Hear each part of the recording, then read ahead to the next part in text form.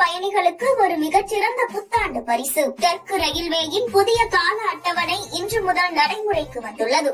இதன்படி தமிழகத்தின் தென் மாவட்டங்களுக்கு செல்லும் ரயில்கள் உட்பட மொத்தம் 65 விரைவு ரயில்களின் வேகம் அதிகரிக்கப்பட்டுள்ளது. இதன் மூலம் பயணிகள் தங்களது பயண நேரத்தில் 5 நிமிடங்கள் முதல் அதிகபட்சமாக 85 நிமிடங்கள் வரை சேமிக்க முடியும். இந்த புதிய மாற்றத்தின் மூலம் கொல்லம் டு தாம்பரம் எக்ஸ்பிரஸ் ரயிலின் பயண நேரம் அதிகபட்சமாக 85 நிமிடங்கள் குறைக்கப்பட்டுள்ளது.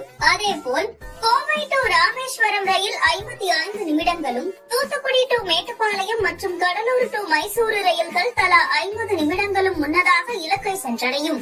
தென் தமிழகத்தின் முக்கிய ரயில்களான அந்தியோதயா எக்ஸ்பிரஸ் 45 நிமிடங்களும், முத்துநகர் எக்ஸ்பிரஸ் 30 நிமிடங்களும், பொதிகை மற்றும் குருவாயூர் எக்ஸ்பிரஸ் ரயில்கள் தலா 20 நிமிடங்களும் விரைவாக இயங்கும் வகையில் மாற்றம் செய்யப்பட்டுள்ளன. தண்டவாளங்களை மின்மயமாக்கும் பணிகள் மற்றும் சிக்னல் அமைப்புகளை தரம் உயர்த்தும் பணிகள் வெற்றிகரமாக நிறைவடைந்ததை தொடர்ந்து இந்த வேக அதிகரிப்பு மேற்கொள்ளப்பட்டுள்ளதாக தெற்கு ரயில்வே தெரிவித்துள்ளது. விரைவு ரயில்கள் மட்டுமின்றி 14 குறுந்தொலைவு பயணிகள் ரயில்களின் வேகமும் அதிகரிக்கப்பட்டுள்ளது. குறிப்பாக நெல்லை டு செங்கோட்டை இடையிலான ரயில் 35 நிமிடங்கள் விரைவாக சென்றடையும். பயணிகளின் கூட்ட நெரிசலை குறைக்க 7 வந்தே பாரத் ரயில்களில் 40 கூடுதல் பெட்டிகள் இணைக்கப்பட்டுள்ளன. மேலும் 46 எக்ஸ்பிரஸ் ரயில்களில் 62 பெட்டிகள் நிரந்தரமாக இணைக்கப்பட்டுள்ளன.